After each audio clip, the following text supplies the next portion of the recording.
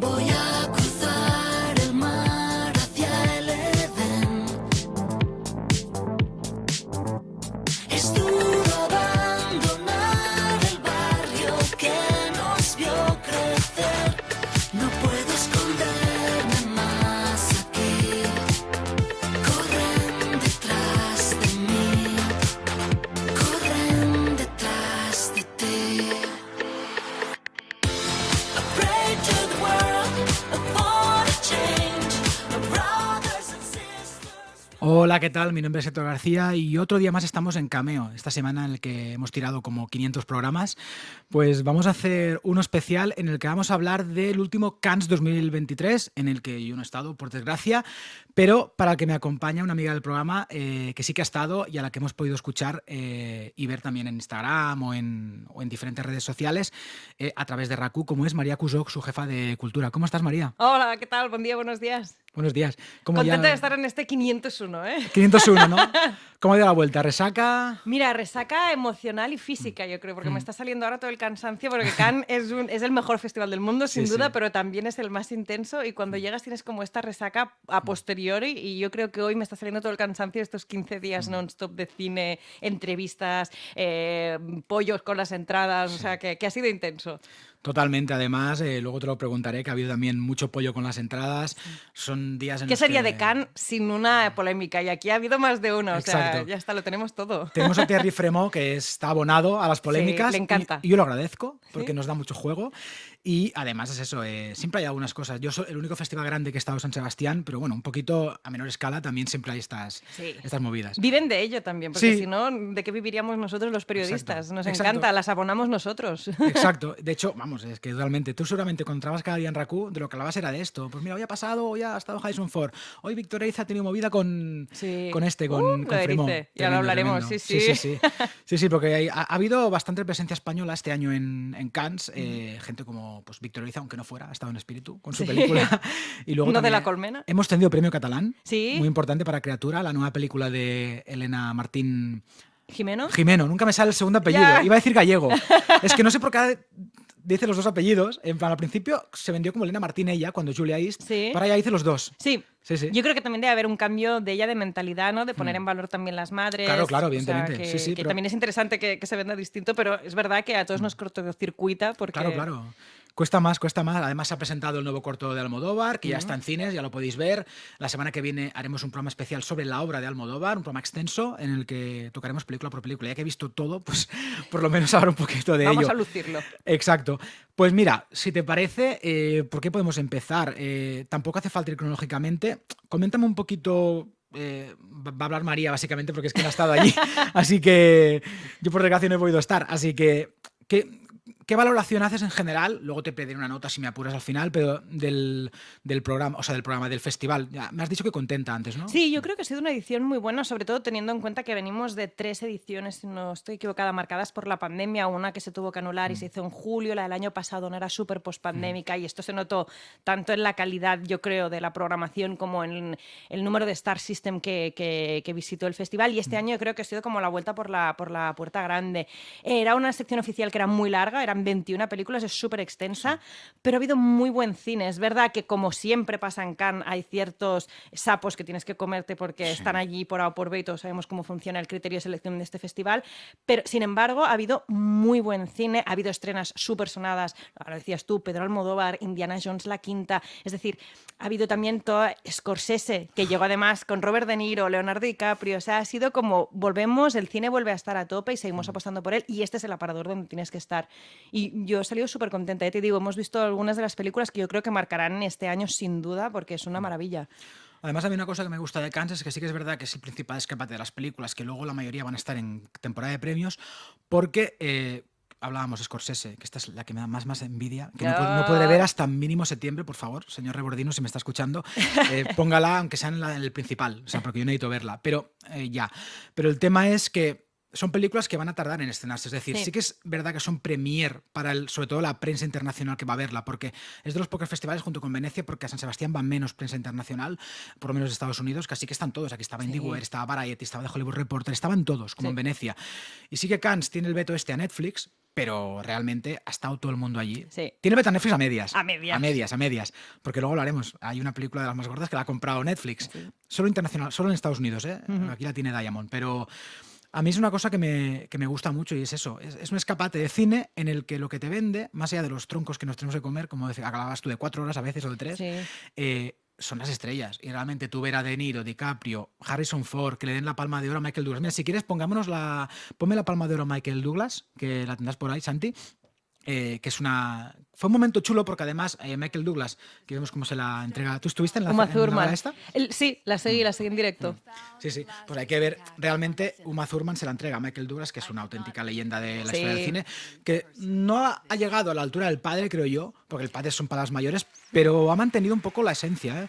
O sea, Sí. de superestrella, por lo menos. Y de hecho yo creo que precisamente ahora que hablabas del fantasma del padre es una cosa que él la tiene súper presente y habló muchísimo de ello, ¿no? Y después de esto lo recibí yo, ahora ya me bailan las fechas, pero el primer día del festival en la gala de obertura y al día siguiente hacía una masterclass abierta al público y tal, y él habló abiertamente de su padre y nos contó que para mí fue muy difícil el hecho de querer dedicarme a lo mismo que el padre, sobre todo teniendo en cuenta la dimensión que suponía mi padre, pero dijo algo muy interesante, dice, una vez conseguí ser actor, no solo quitarme el peso de ser el hijo de, sino de querer representar una masculinidad muy distinta a la de mi padre, y esto es cierto, Kirk Douglas es el hombre por excelencia, y Sí, además sí, de sí. los años 50, un hombre que no llora, un hombre que es fuerte, un hombre que nunca muestra sus sentimientos, tampoco es que Michael Douglas Eso te iba a decir, hiciera porque en los mucho lo 90 era contrario, el macho alfa, el macho ¿eh? alfa, Sí. pero sí que es verdad que yo creo que encarnó un tipo de personaje un poco distinto, ¿no? Sobre todo a partir de los 90, ya más hacia los 2000, un tío pues quizá con un poco más vulnerable,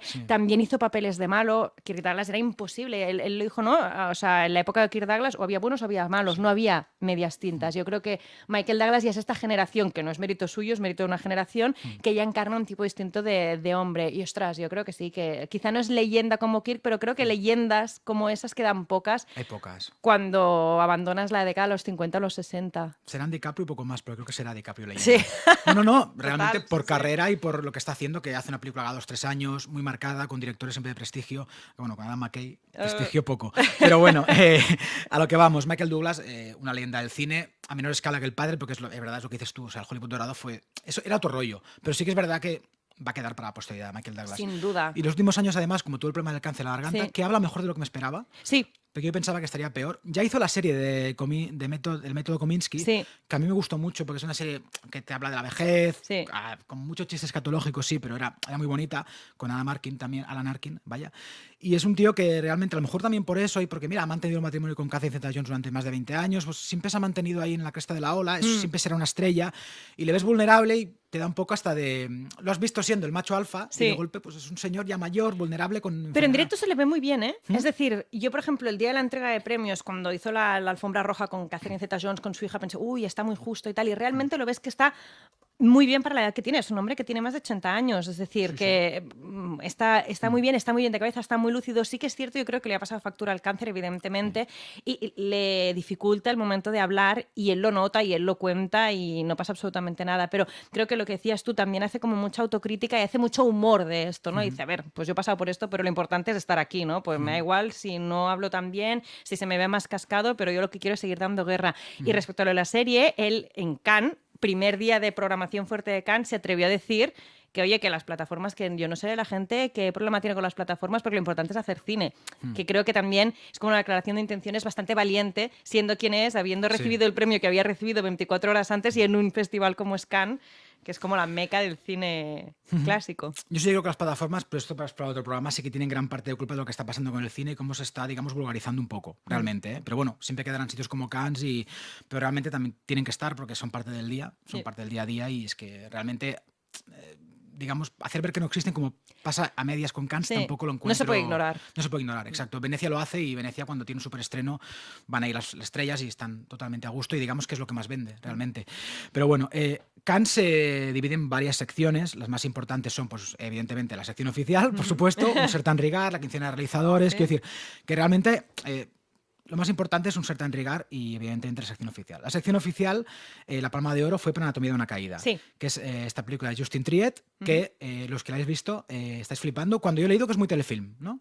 Podía serlo, por lo menos. Puede ser muy telefilm, pero yo creo que, o sea, flipamos en positivo, yo creo, ¿eh? Es decir, flipamos en el tema de la Palma de Oro yo creo que se dio una dicotomía. Por una parte, que es que todos dábamos por hecho que sería The Zone of Interest, que seguro que la hablaremos luego, Sí, porque sí, es una sí. película que formalmente era lo más distinto que viste a Cannes, y si Cannes precisamente tiene que premiar nuevas maneras de narrar, etcétera, era evidente que la única película que cumplía estos requisitos era The Zone of Interest, aunque había muy buen cine, pero Sí. era lo más radicalmente distinto y lo más arriesgado. Tenemos un clip de Anatomía de una caída, que ahora nos lo pondrá, que lo veamos de fondo mientras vale. habla, perdón, sí, sí, tenemos ahí de fondo, veis el juicio ahí. Sí, exacto. Pero Anatomía de una caída también es una película que gustó muchísimo en la crítica. Es decir, tiene este aire de telefilm, pero es muy inteligente. O sea, así a grandes rasgos, es una película que empieza con una muerte súbita de una persona. Están una pareja con su hijo que tiene problemas de visión en una cabaña de Suiza. Y una mañana el padre aparece muerto en medio de la nieve. A partir de aquí se abre una duda. ¿Ha sido un suicidio o ha sido la mujer quien lo ha matado? Y el resto de la película es una película judicial, como hemos visto tantísimas, del juicio a la que se somete a esta persona, a la mujer, a la pareja del muerto, para descubrir si ha sido ella o no quien lo ha asesinado. Lo que parece absolutamente banal, Justin Triet lo convierte en un relato sobre cómo se conforman las relaciones modernas, sobre clases sociales, sobre prejuicios. Hay incluso un deje de racismo que puedes ver en una de las 1000 subcapas que tiene este juicio. Y por lo tanto, se genera una estructura que es muy interesante. Y mira, siendo una mujer cineasta, joven, francesa, pues creo que es arriesgado por parte de este jurado de Ruben Östlund decir, sí, sabemos que The Zone of Interest es un peliculón y le damos el gran premio al jurado, pero valoramos esta historia con la Palma de Oro. Justin Triet, que venía del Reflejo de Sibyl, que Sí. yo siempre lo creí porque salía Adel Exarchopoulos. No, tal cual. O sea, y no me gustó demasiado. Es una película que pasó un poco desapercibida, por lo menos aquí. Y sí que aquí pues ya tiene el gran espaldarazo. Hay que decir que Anatomía de una caída se estrenará la escena elástica, Sí. que esta distribuidora que es de Filmin, realmente. Es Filmin. Que nos llevamos bien con Filmin, ¿eh? La semana que viene estará alguien de Filmin aquí, así que... Tienen pero bien. un gran criterio. Filmin. Son los mejores a la hora de comprar películas realmente. Saben lo que tienen que hacer y se van a convertir ya, si no lo son, en la gran distribuidora independiente del país. Estoy convencido. Si no, ya lo digo. Y creo que ya lo son. De hecho, ya tiene las últimas Palmas de Oro han sido suyas. Titán, Sí. el año pasado fue El Triángulo de la Tristeza. Y hace 3, no me acuerdo, pero también había una Ay, de ellas. tampoco, Sí. ahora que me Pero hace 3 llamas. también era suya. Sí. Bueno, y si no, luego te compran Net, saben coger. Sí. Los Reyes del Mundo también lo llevan ellos, creo, este año, la San Sebastián. No, ¿era B-Team? No, era B-Team. Era Betim, ¿no? Betim, me callo, sí, era Betim. Pero bueno, Anatomía de la caída la veremos en cines. Además, hay que decir que son películas que mucha gente habla del tema telefilmesco porque es una película de juicios tal. Argentina 1985 es una película de ese perfil y es magnífica. Sí. O sea, el cine de toda la vida ha sido también con, digamos, causas comunes, o sea, causas que hemos visto siempre. El gran cine de Hollywood de los 50-60, ¿cuántas películas había de juicios? Total. Mogollón, y Sí, eran igual sí. de buenas. Y la actriz protagonista es la misma protagonista que The Zone of Interest. Y Sandra está Hüller. Sandra Hüller, que está magnífica en los dos personajes. Aquí haciendo esto, dando vida a una mujer que además es una mujer muy fría, que juega mucho con el doble sentido de realmente esta tía tiene una relación súper tóxica con la pareja, está muy bien. Y en la otra da vida a una mujer de un alto cargo nazi y lo hace tan bien, bueno, que pone la piel de gallina. Vamos a ver el clip de The Zone of Interest, que es una nueva película de Jonathan Glazer que llevaba sin dirigir desde 2013, que fue Under the Skin. Mucha gente pensará, no, si fue hace 2 años, no. Under the Skin es de 2013, lo que aquí se estrenó en 2020. ¡Ostras! Sí, porque resulta que como no... A la crítica tampoco le gustó tanto. Es verdad que tenía una legión de fans, pero muy pequeña, realmente. Intensos, pero pocos. Intensos pero pocos, exacto, que es lo que pasa con ese tipo de películas. No tenemos clip, pero bueno, tenemos la llegada aquí de Jonathan Glazer y el equipo Sí. a la tal, porque hay muchas películas que no tienen aún tráiler ni Sí. nada para poder enseñar. Así que bueno, si YouTube no nos lo acapa, aquí tenemos la llegada de... Se pasó por YouTube en abierto. esto, Exacto, o sea sí, que- bueno, pero YouTube a veces hace Ya. cosas muy raras. Y sí que es verdad que Under the Skin se estrenó en 2013 en Estados Unidos, la llevaba a 24, pero se ve que a 24 se les fue de las manos, pidieron mucha pasta y nadie la compró. Y en 2020 resulta que Abram la consiguió por menos pasta y la estrenó justo después de la pandemia. Es decir, bueno, el mismo año de la pandemia. Sí, Cuando habían los 2020. cines, la estrenó en 2020. Recuerdo que hicieron el Fenómeno, la vendían como, por fin se estrena Under the Skin. Yo recuerdo que ya la había visto, pero claro, es que sean 7 años. No, y ni Además, te se acuerdas, vendió 7 mucho por años. Scarlett y por todo lo que había en la película. Pero Jonathan Glazer, que es un director que digamos que trabaja muy poco, Sí. antes había hecho solo Resurrection, Birth, esa con Nicole Sí. Kidman, Sí, sí, que sí. no estaba mal. Pero sí que es un tío, y Sexy Beast también Adele, que se prodiga poco, vaya. O sea, entonces me dices que The Zone of Interest, que ha ganado el Gran Premio del Jurado, vale también la pena, ¿no? Bueno, para mí es de lo mejor que hemos visto en esta edición de Cannes, sobre todo por la mirada que propone Jonathan Glazer, ¿no? O sea, él habla del horror nazi, pero lo hace desde un punto de vista muy novedoso fabuloso, que es tú no ves ni un campo de concentración, no ves ni una muerte, no ves ni una escena de violencia, sino lo que hace él es retratar, pero de una manera prácticamente quirúrgica, es decir, absolutamente desde la distancia, el día a día de la familia de Rudolf, y ahora diré mal el apellido, Hassler, el No te director, preocupes. bueno, el alto cargo nazi que estaba al cargo de Auschwitz, y entonces te muestra el día a día de su familia con una mujer idílica, con sus 5 o 6 hijos rubios, perfectos, magníficos, que juegan, que van al huerto, que cogen flores, etcétera, y a partir de esta cotidianidad tú vas viviendo el horror nazi y se te va quedando en el cuerpo y te va impregnando, y es un análisis magnífico sobre todo de la banalidad del mal, que además es un discurso que yo creo que conecta muchísimo con el hoy en día. O sea, no es una película de la nostalgia, es una película sobre el 2023 y sobre cómo a través de la cotidianidad podemos banalizar acciones tan bestias en ese momento como el genocidio judío, y hoy en día tantísimas otras cosas que están pasando en todas partes.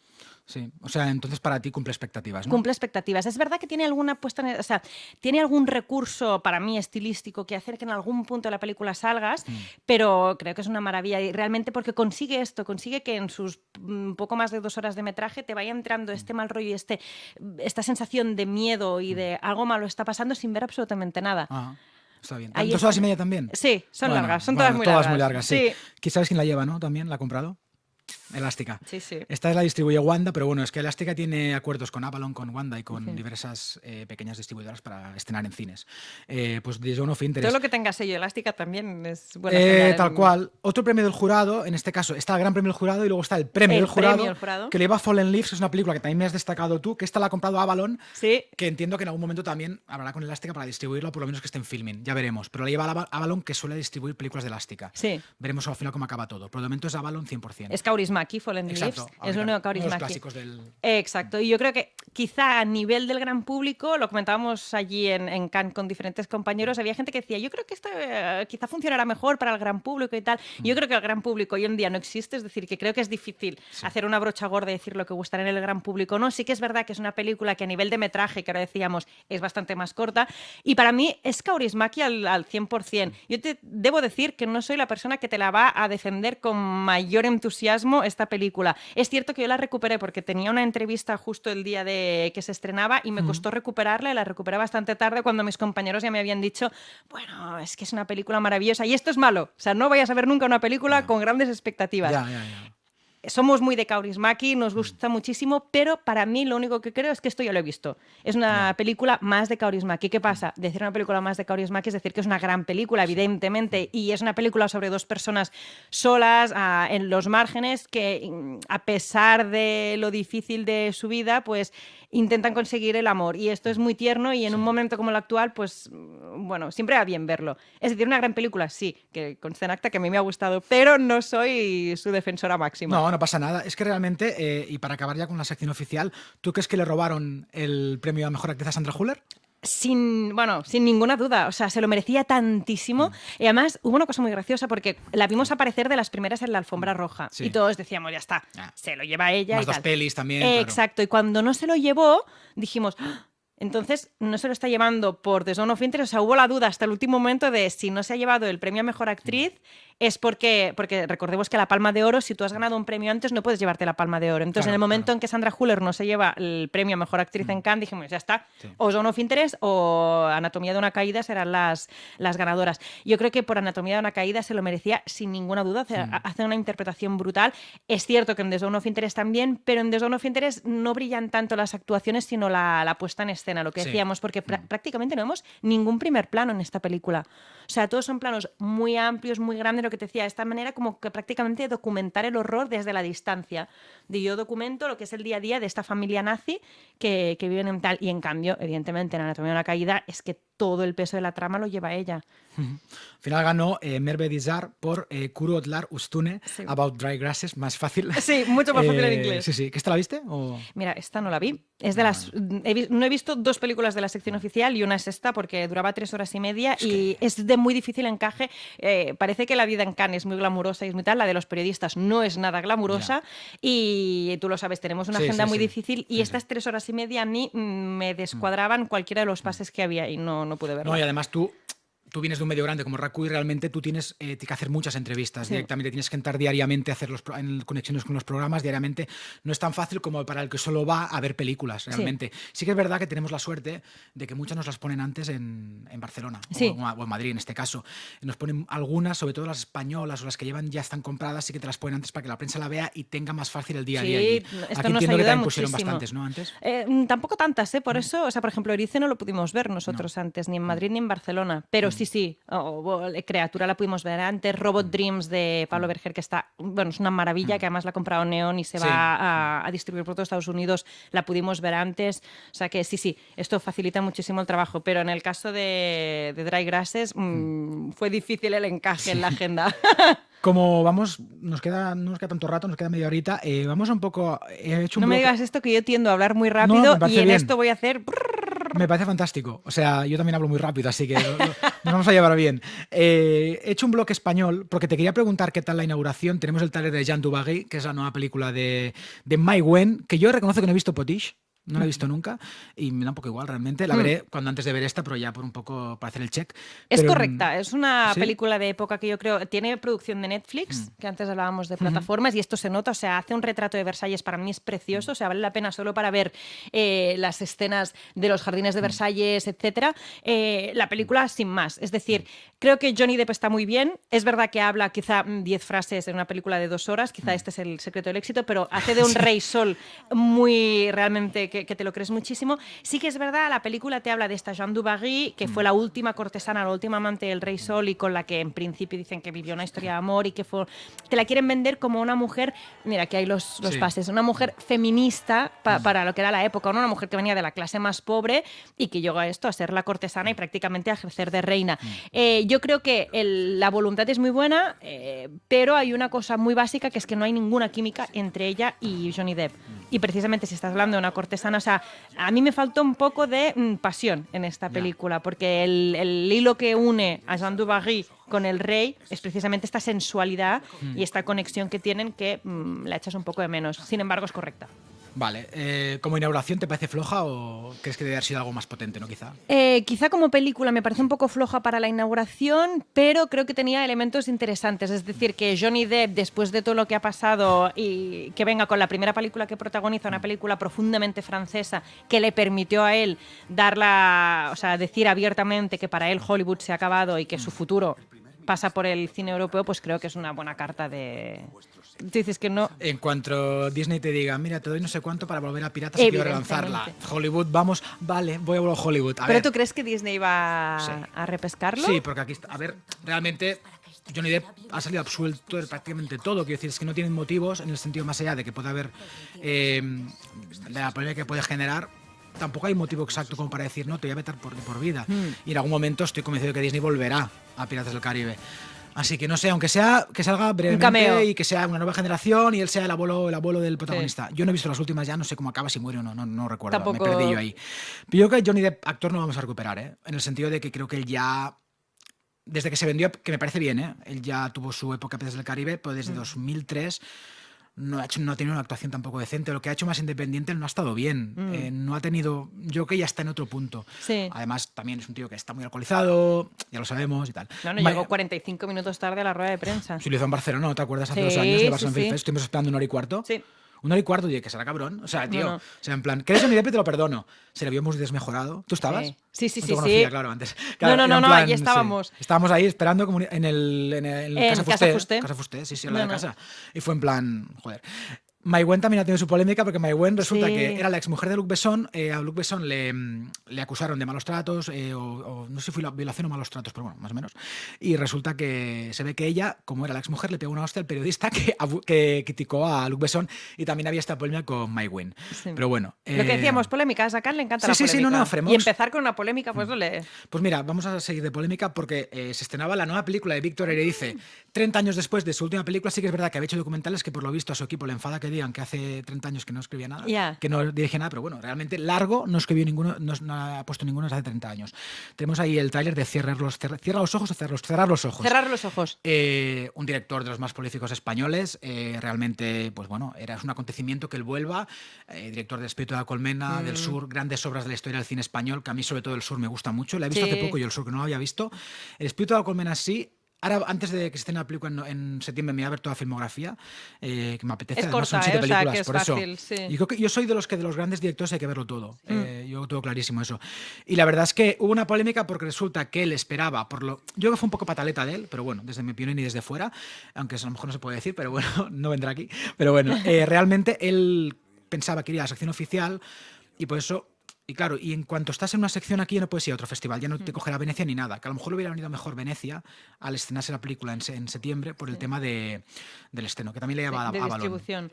Sí, lo que él argumentaba, o sea, claro, la sorpresa fue mayúscula cuando el día, lo que decías tú, una estrena histórica que viene 30 años después de su última película, etcétera, además en Cannes, que no aparezca el director. Él al día siguiente hizo una carta abierta en El País en el que explicaba sus motivos. Yo lo que venía a decir es, no es que yo quisiera ir a sección oficial, sino que yo hablé con Thierry Fremont, le dije, tengo esta película, y Thierry Fremont estaba en plan, sí, va a venir. Y según cuenta Víctor Erice en esta carta abierta, Uncertain Regard, no, la quincena de cineastas, la quincena de cineastas le propuso abrir la quincena de cineastas con Cerrar los ojos, que esto ya lo había hecho con Coppola hace años, que es, tú abres la quincena de cineastas y luego durante toda la quincena proyectaremos toda tu filmografía como para hacerte un homenaje, que esto para él también era interesante por el tipo de director que es, un director más independiente, de culto, etcétera.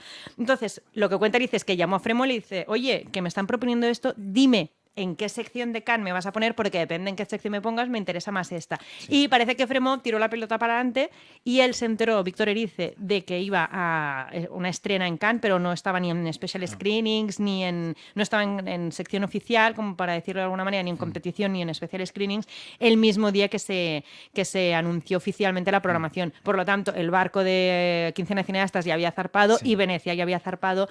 Y esto pues le sentó un poco mal.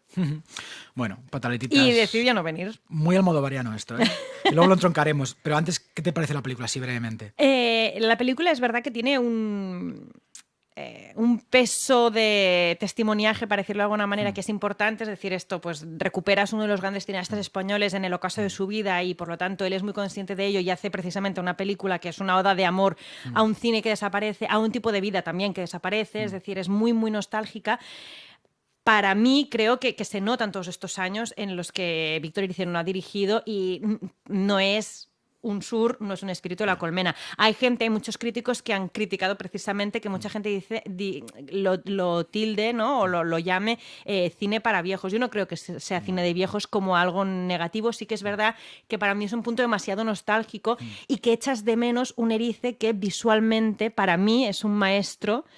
Y aquí lo ves en determinados destellos. Hay una secuencia final que es una maravilla, que te pone la piel de gallina, pero es una película de prácticamente 3 horas que no es Erice los 180 minutos. Bueno, a ver si a lo mejor hay un montaje y la cortan. A ver. No sé. Yo recuerdo el año pasado verme casi 3 horas de Bardo y luego se estrenó 2 horas 20. O sea, yo tuve que sufrir las 3 de Bardo y la gente... Sufrir es la palabra en Bardo. Sufrir, qué horror. Tú lo viste en Venecia, ¿no? Sí, la vi en Venecia, claro, sí, yo en sí. Sebastián y fueron también casi 3 horas, ¿no? Sí, Eran sí, 165 y sí. estás locos, tío. Y la paja mental de Iñárritu, que madre mía, es que madre. Bueno, Cerrar los ojos, yo tengo muchas ganas de verla por curiosidad. También aparte me interesa, porque habla del cine dentro del cine también y de todo lo que sea esto. Coronado, Manolo Solo. Ah, sí, Manolo Solo, que está magnífico, o sea, aguanta él el peso. Además, yo pude hablar con él y me dijo, había un peso añadido a esta interpretación, que es el hecho de que tú sabes que en cierta manera estás haciendo de alter ego de Erice, porque es evidente, porque es un cineasta que en los años 80 o 90 estaba rodando una película que además se parece mucho al Embrujo de Shanghái, que todos sabemos que Erice se quedó con las ganas de rodar El Embrujo de Shanghái y es un espíritu, no de la colmena, pero que va sobrevolando toda la película y que de un día para otro desaparece el protagonista, que es Coronado. Entonces, al cabo de unos años, parece que esta persona puede volver a salir. Y el hilo conductor es Manolo Solo, demostrándote cómo envejece este director, cómo ha cambiado el cine, cómo ha cambiado su día a día, qué es lo que queda de ello, y realmente hace una interpretación perfecta. Me cae muy bien Manolo Solo. El otro día entrevisté por La Desconocida. Un poco muy ermito, ¿eh? Le falta un poco de energía. Por lo menos conmigo a la hora de hablar le falta un poco de energía. No estaba cansado o algo. pero... Le falta energía en este personaje, pero está hecho adrede, o sea, es decir, es un Sí, sí, no, personaje no. cansado. Hablo en la vida, Ya, hablo en la como, vida como real. entrevistado. No es del más agradecido. O sea, muy agradable, quiero decir, però una mica més de... Sangre en las venas. Sang, sí, exacto. Vamos a hablar brevemente de la película de Almodóvar, extraña, bueno, la película, el cortometraje de Almodóvar, Extraña forma de vida, aparte entronca por lo que digo, es un poco una patadetita digna de Almodóvar en los Goya, me voy porque no gano y porque no tal. ¿Qué te pareció? Yo ya hablaré la semana que viene, ya lo he dicho, a mí es un caprichito que no me aporta nada, me parece un sueño húmedo de adolescente gay, pero como ha habido toda la vida el cine de Hollywood ha sido sueño húmedo de adolescente hetero. Así que tienes todo tu derecho a hacer Sí. esto, absolutamente. Creo que es verdad. Y si otro cineasta quiere hacerlo, me parece ideal. Pero cinematográficamente es que no me aporta nada. No, yo creo que es un ejercicio de libertad también muy grande, ¿no? Es decir, la estética, o sea, conseguir que un western con Ethan Hawke y con Pascal funcione y tú lo veas y digas, esto es Almodóvar, creo que es una maravilla que solo lo puede hacer él. No es verdad que quizá, mira, aquí vemos imágenes, la historia es una historia más, ya se cuenta con el tráiler. Creo que tiene este punto para mí de rebeldía, de rebelión, de libertad, de decir, oye, he llegado a este punto de mi carrera en el cual puedo hacer un cortometraje de cowboys gays en el Far West, hacerlo en media hora y que funcione y puedo hacerlo y puedo hacer que la gente vaya a las salas a verlo. Además que tiene esta estética preciosísima porque no nos olvidemos que San Logan es el productor y además es quien viste esto. O sea, tiene este punto kitsch que yo lo encuentro un ejercicio interesante. Ya te pone Yves Saint Laurent by Antoni Vaccarello. Quiero decir que además, es que ya, a mí me parece demasiado... San Logan sin el IF, creo, porque es la Saint empresa. Laurent, es verdad, tienes razón. Sí, es como... Yo lo veo demasiado artificial. O sea, está muy bien dirigido porque es que él dirige como los dioses. Para mí es una leyenda, Almodóvar, y me dice todo lo bueno que le pase, vuelvo a decirlo. Pero es que este cortometraje es como... Ya me pasó con la anterior, con La Voz... Sí. ¿La Voz dormida era? Sí. La voz dormida es la película esta de la... No, la de Tilda Swinton. Sí, ¿cómo era? La voz humana. ¿Sí? ¿O la voz humana era? No me acuerdo ahora. Qué bien, ¿eh? No. No me acuerdo. Yo te he dicho que soy fatal para los nombres. No, te no, puedo yo- contar con detalle todo lo que pasa y lo que he vivido, pero los nombres se me dan La voz siempre humana, sí, supermal. sí, la de Tilda voz humana, Swinton, sí, que era digamos, la que estaba basada en un relato de Alice Munro, que últimamente lo está adaptando mucho el Almodóvar. Sí. Y bueno, pero la semana que viene hablamos de Almodóvar, eso da igual. A mí tampoco me gustó demasiado. Yo es que la encontré artificial. O sea, no tiene nada que digas, te pido más. Es Sí. Almodóvar y te pido más. Sí, pero yo creo... Yo tuve un poco tu sensación, pero sí que es verdad que es un cortometraje que luego te va volviendo, al menos en mi caso, porque creo que tiene una cosa muy interesante Almodóvar en este cortometraje, que es que relata la cotidianidad de los cowboys, ¿no? Que ya no es solo el hecho homosexual, no decir, es que no habíamos visto, o Sí. sí o no, cowboys homosexuales. No, es que aquí vemos a un sheriff que cocina, un sheriff que se hace la cama, Sí. y esto que parece una tontería y que es muy banal y que quizás es puramente estético, con los días te vuelve y dices, ¿cómo puede ser que nunca los hayamos visto hacerse la cama, tal? Ya. Es también cambiar este eje. Creo que tiene más cosas interesantes de las que se ven a primer punto. Yo es de que me vista. empezó a interesar cuando se acaba. Es decir, la última Sí. conversación que tienen y de golpe se acaba y dices, vale. Entonces es como que... Es como los cuentos. Es que en Barcelona nos la pusieron, no sé qué hicieron en la peor sala de Barcelona, no voy a decir cuál es porque tampoco quiero meterme con el cine, pero ostras, cuídala más, que es una película de Almodóvar, además, aunque sea un cortometraje de igual, es una de las cosas más esperadas. Y dices, pero bueno, es igual. Españoles tenemos un par más, sobre todo yo estoy muy contento por Elena Martín porque me gusta mucho Julia East. Además me gusta mucho que no la he visto como actriz. Año pasado recuerdo la de Nosotros nos matarán con No pistolas. nos mataremos con pistolas, sí. Y estrena Criatura, que se estrenará también La Lleva Elástica, se estrenará en septiembre también. El 8 creo, así que la veremos antes de festivales. ¿Y qué te pareció así tan brevemente? ¿Merecido el premio? Mire, yo creo que está muy merecido el premio en el sentido de que cambia la narrativa, ¿no? Quincena Nuevamente. realizadores aplica europea. Sí. Es el premio que ha ganado. Exacto, mejor película europea, la quincena de cineastas, que les han cambiado porque Exacto. por todo el tema del género, ahora ya no son realizadores, sino cineastas, y así es sin género. Creo que esto es un buen premio en el sentido de que premia una nueva manera de narrar y una nueva temática. Es una película que es incómoda de ver y hecho adrede por Elena, y ella lo dice, es una película que te genera incomodidad como mujer, como hombre, porque hay escenas bastante duras en el sentido de que es el viaje por la sexualidad de una chica desde que es pequeña hasta que es mayor, y de hecho es para atrás. Empiezas en un momento en que una mujer tiene problemas al vivir su sexualidad con normalidad y empieza a buscar en capítulos de su historia de dónde viene esta incomodidad. Además, esto está narrado de una manera que no es lineal, sino que va teniendo puntos. Ella nos contaba, esto lo hemos hecho con Clara Ruquet porque leímos un artículo, creo que es del New York Times, pero me estoy inventando el periódico, en el que decía que toda la historia del cine está montada como si fuera un orgasmo masculino. que tiene un clímax y luego bajas, ¿no? Puede ser, sí. Y en cambio ella decía, no, queremos montar esta historia como un orgasmo femenino, es decir, que tiene sus altos, sus bajos, que no es una historia lineal con un pico y que baja. Yo creo que esto es muy interesante y el tema que propone es decir, hablemos de sexualidad, hablemos no solo de la sexualidad desde un punto de vista erótico, sino desde un punto de vista de tabús, de traumas, de qué es lo que nos ha hecho llegar hasta aquí, de cómo la sociedad hace que las mujeres vivan la sexualidad de una manera o de otra, del deseo, ya no solo del sexo, sino del deseo, por qué está penalizado. Es muy interesante y creo que es de aplaudir que una sección como la Quincena de Cineastas de Cannes diga esto, esta mirada es importante, el cine va para allá y tenemos que premiarlo. Primera película gana en Málaga, Sí. estuvo también en el DA y ahora pues 15 realizadoras de... No, tiene una carrera por Alucinante. delante, Elena Sí, Martín, sí, tiene sí. una manera de mirar el mundo y de Tiene 30 dirigirlo. años solo. Sí. Me hace sentir muy mayor. Pero A mí bueno, también. no, tampoco, estaremos ahí. Otra película española, la mencionamos un poco rápido. Tengo todavía, creo, Robot Dreams, de Pablo Berguer. Ay, es una maravilla. ¿Te gustó, no? Así brevemente. Me encantó. Creo que es una maravilla. O sea, es el espíritu de Pablo puesto en una animación que te lo cuenta todo y no te lo cuenta nada. Es una historia que ya conocemos, que es la búsqueda de la amistad en una sociedad profundamente solitaria. Y te cuenta esto, la historia de un perro en una ciudad de Nueva York. Viven todo tipo de animales y hay uno que es el perro que está solo y se compra un robot para hacerle compañía. Y esto que es tan básico te remueve, te hace reflexionar sobre la soledad, sobre las relaciones. Es una pequeña perla, es una joya, ¿eh? Pues Robot Dreams también en octubre la lleva B-Team Sí. y internacionalmente la ha comprado Neon, Neon. que brutal. O sea, No, esto apunta a Oscars, ¿eh? Parásitos, sí, puede ser. Animación, estoy Sí. convencido. Sí, sí. Supongo que la pasará Sitges, imagino, porque si estrena en octubre y...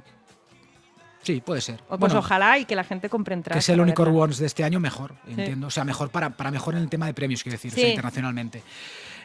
Bueno, mira, vamos a pasar por alto. En Cannes siempre hay clásicos, ¿vale? Este año ha vuelto Marco Bellocchio, Ken Ay, Loach sí. como despedida, Dani Moretti, Monster, o sea, Hiroshi Koreeda por Monster, solo déjame decir Sí. que también es una película de estas que cuando se estrena en salas, por favor, id Sí. en más a verla porque es una maravilla. Es que Koreeda, que estrena película una al año, realmente es un tío que siempre sabes que te va a ofrecer unos mínimos. Mira, Koreeda la lleva Vértigo. Mira. Por lo que veo. Sí, bueno, siempre las distribuye Vértigo Sí. a contracorriente, sí. Pues eso, Fallen Leaves, ya hemos comentado. Perfect Days, Wim Wenders, que estuvo aquí en Barcelona en el Barcelona Qué Film Fest. maravilla. ¿Hablaste con él?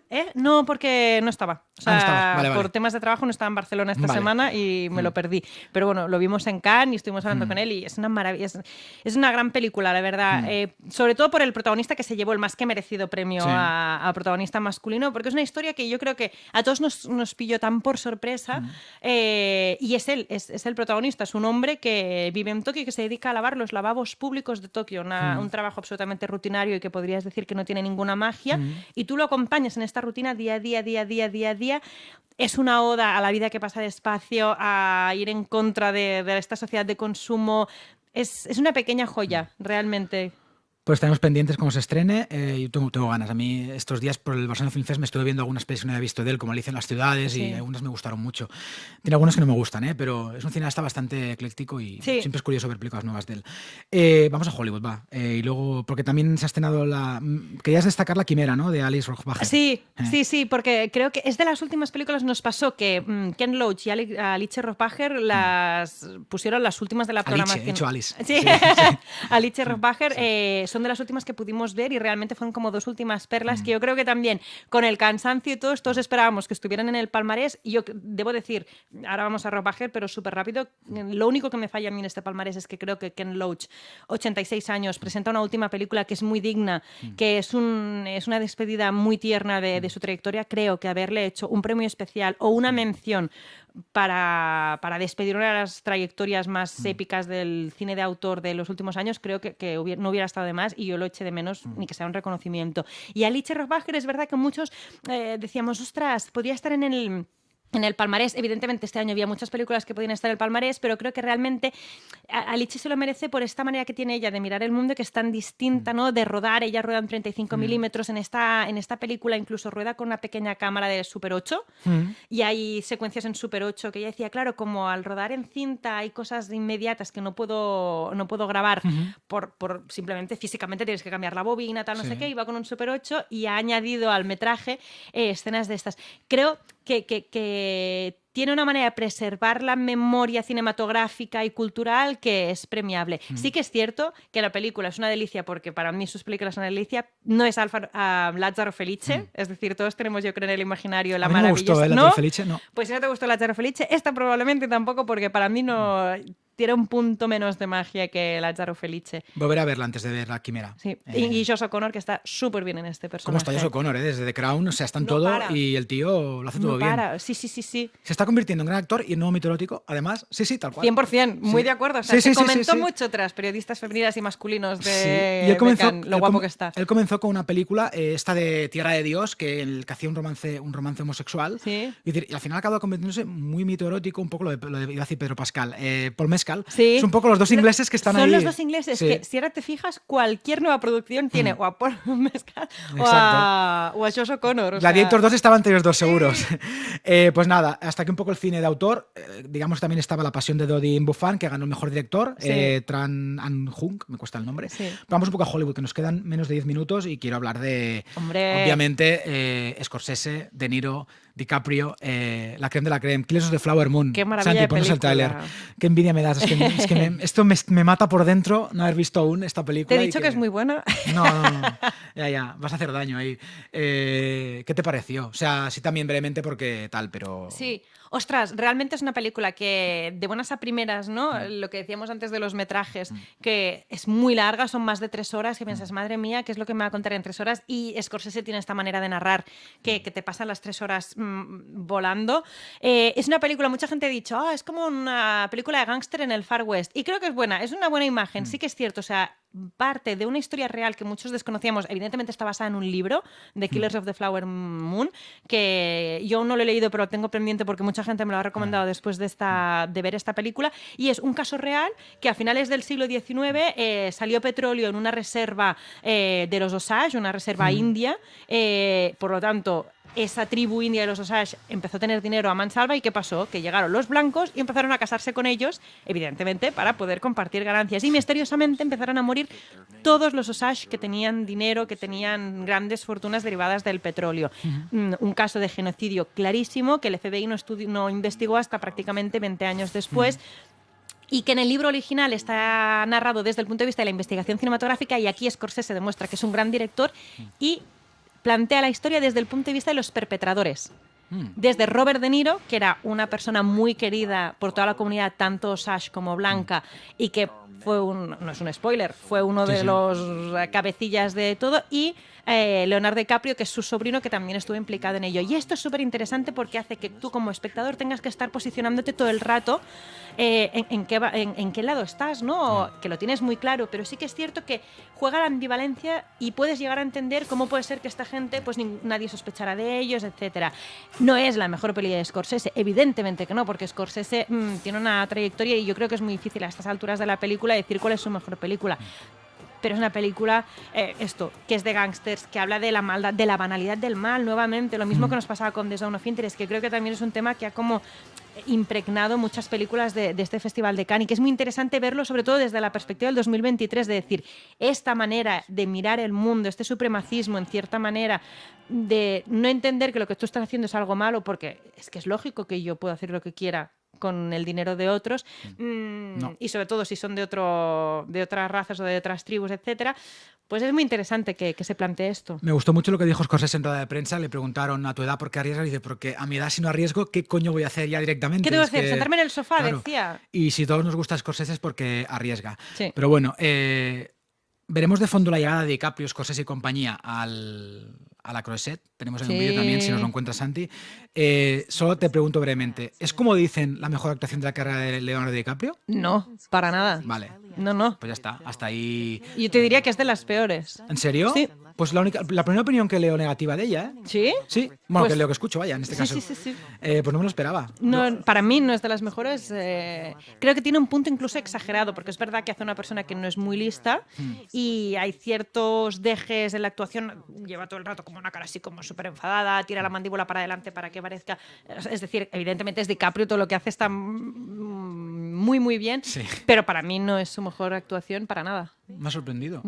Pues nada, como Quédate de con estas mis películas seguiremos hablando meses y meses y meses y tengo Sí. ganas de hacerlo. Jesse Plemons de Kristen Dunst, mi segunda pareja favorita del mundo. ¿Cuál es la primera? Yellow, Ben Affleck. Ah. Si es que es todo, es la historia, todo. Luego también está por ahí Jennifer Connelly y Paul Bettany. Sí, Me gusta mucho, me sí. gusta mucho esa pareja. Pero bueno, ponme el látigo, Santi, Indiana Jones. Eres de las, digamos, afortunadas, las pocas afortunadas del mundo que ha visto ya Indiana Jones y El Dial del Destino. ¿Sí? Que te decir que yo no soy de Indiana Jones, me da un poco igual. ¿Sí? No, me da igual Indiana Jones. Pero bueno, sé que es una de las películas más esperadas Sí. y que ya por curiosidad también por ver a este Harrison Ford 80 palos. Que está estupendo. ¿Qué te pareció la película? Mira, me parece que es un final muy digno para una saga que yo creo que, seas fan o no, forma parte de la historia prácticamente de todos nosotros, ¿no? Quien no ha crecido viendo Indiana Jones, etcétera. Creo que la cuarta película, lo sabemos todo, fue un bluff brutal y creo que se merecía un personaje como este acabar con una película que fuera meritoria. Es decir, no está al nivel de las de Spielberg, no. Es una película muy digna, sin duda, y además una película que habla precisamente de lo que decías tú, coge un mito como es Indiana Jones y reconoce que tiene 80 años y que está en otro punto vital de su vida en el que ya no puede confiar tanto en su fuerza, en sus músculos, que evidentemente hay acción por encima de sus posibilidades, pero que lo hace desde este punto de vista de decir, no, estoy en el ocaso de mi vida, tengo que cambiar y quiero generar unas relaciones distintas a las que he generado hasta ahora. Por ejemplo, el personaje femenino no tiene ningún tipo de atracción ni ningún tipo de relación romántica, es su ahijada. Es Phoebe, ¿no? Sí, Phoebe es Waller-Bridge. Phoebe Waller-Bridge. Y esto está muy bien, o sea que yo creo que es como para los nostálgicos, como yo, nos encantó, porque es como, bueno, pues dices adiós a un personaje muy querido de una manera, pues esto, como muy digna, y la gente que no verá una muy buena película de acción, muy digna. También 2 horas y pico, ¿no? 2 horas. Sí, es larga. Eh, Y además que empieza con una secuencia de inteligencia artificial que se comentó muchísimo, que ves a Indiana Jones como sería con 40 años y realmente es muy impactante el primer plano de ver cómo saca una capucha y ver a Harrison Ford con 40 años, flipas. Se nota mucho la mano de Phoebe, entiendo, ¿no? Así brevemente también, en el guión. ¿o no? Sí. Sí, porque creo que tiene un humor más británico, o sea, tiene un humor un poco más canalla que quizá... Pero precisamente yo creo que es uno de los peros de esta película, que le falta el humor que tenían las Más otras. cinismo, ¿no? Sí, y más de tomarse las cosas menos en serio. Vale, pues mira, nos queda, te quería preguntar rápidamente ya para terminar, porque ya nos queda poco tiempo. ¿Qué te pareció May December, que para mí es una de las más esperadas, que es la película de Todd De Haynes? Todd Haynes. Uno de mis directores favoritos. Un poco de Almodóvar. Tiene un toque de Almodóvar que me ha gustado siempre. Y me encanta Carol, me encanta Lejos del cielo. Sí. ¿Qué te pareció? Creo que es una película que tiene puntos muy interesantes. Hay otros puntos que creo que se ha perdido porque lo hace expresamente de exagerar. Es decir, la película parte de un punto muy bueno, que es una historia súper potente, es una historia real de una mujer que a los 36 años se enamora, por decirlo de alguna manera, de un chico de 13, mantienen relaciones, a ella la llevan a la cárcel evidentemente porque es un delito, pero cuando salen mantienen esta relación y la película de Todd Haynes empieza cuando esta pareja lleva 24 años juntos, tienen 3 hijos en común, etcétera. ¿Qué hace Todd Haynes? Que es infinitamente inteligente y estoy contigo, que es un cineasta muy bueno. En lugar de juzgar abiertamente o explicarte esta historia que narrativamente es muy potente, lo hace desde el metalenguaje, es decir, pone a Natalie Portman, que es una actriz que quiere, a la que, bueno, que protagonizará un telefilm sobre esa pareja y quiere acercarse a ellos para conocer el personaje de la mujer, interpretada por Julianne Moore, de primera mano para poder imitar sus gestos. Y Natalie Portman hace como de hilo conductor y que te lleva de la mano como espectador para narrar tú sin tomar partido de qué es lo que pasó y cómo puede ser que una relación como esta dure en el tiempo. Interesante. Pues ya para terminar te hago 2 preguntas rápidas, que me digas sí o no casi. ¿Película favorita del festival? Ahora aquí me has matado. Película favorita del festival. Yo te diría Perfect Days de Wim Wenders. Oh, mira qué bien, no me Sí. esperaba esta. ¿Y te gustó Wes Anderson, Asteroid City? Mira, me gustó más de lo que me esperaba. Creo que como tú no somos infinitamente fans de Wes Anderson porque la gente es o muy fan o nada fan de Wes Sí. Anderson. Yo en este soy tercera vía. Me gustan ciertas cosas, pero otras no. Y esta me gustó. Pues mira, me alegro. Haremos un programa de Wes Anderson solamente ahora cuando se estrene la nueva película, Asteroid City.